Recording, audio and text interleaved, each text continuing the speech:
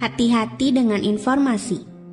Informasi bisa membuat hidup kita mudah, bisa juga membuat kita celaka.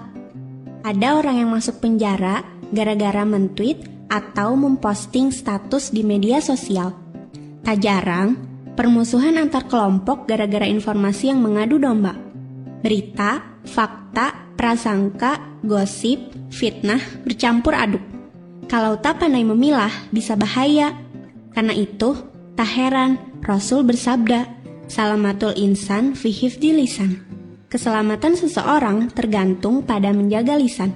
Lisan di sini bukan hanya kata-kata yang keluar dari mulut kita, tapi juga tweet dan status yang kita posting, informasi yang kita share, berita SMS, dan BBM yang kita broadcast. Bagaimana seharusnya kita mengolah informasi? Tabayun. Allah mengajarkan kita untuk selalu konfirmasi. Jika datang kepadamu orang fasik dengan informasi, maka tabayunlah, atau konfirmasi, cek dan recheck. Quran Surat Al-Hujurat ayat 6.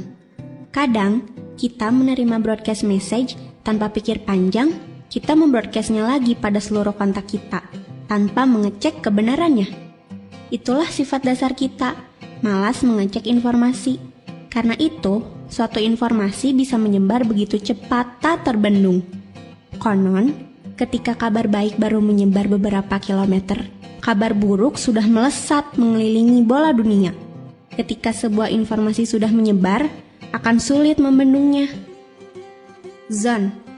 Kadang isi informasi yang kita terima mengandung prasangka.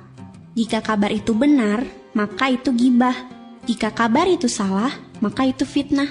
Tak ada pilihan, makanya jangan ikut-ikutan menyebarkannya. Sesungguhnya prasangka tak memberimu sedikit pun kebenaran. Quran Surat An-Najm ayat 28. Zon, prasangka.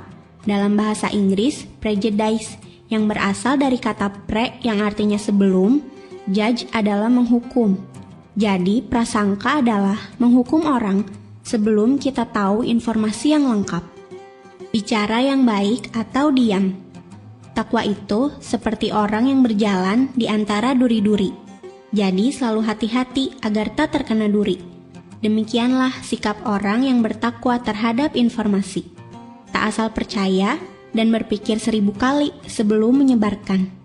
Jika kita mudah menerima dan mengirim semua informasi yang kita lihat dan dengar, maka menurut Rasul, kita ini termasuk pendusta.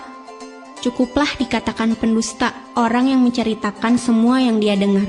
Hadis riwayat Muslim.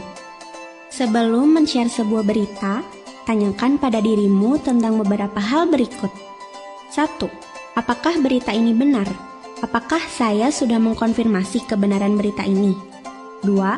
Apakah ini fakta atau prasangka? 3. Jika berita ini fakta dan benar, apakah memang perlu disebarkan? Apakah ada orang yang merasa disakiti dengan berita ini? 4. Apakah berita ini memberikan kebaikan atau justru menyulut permusuhan?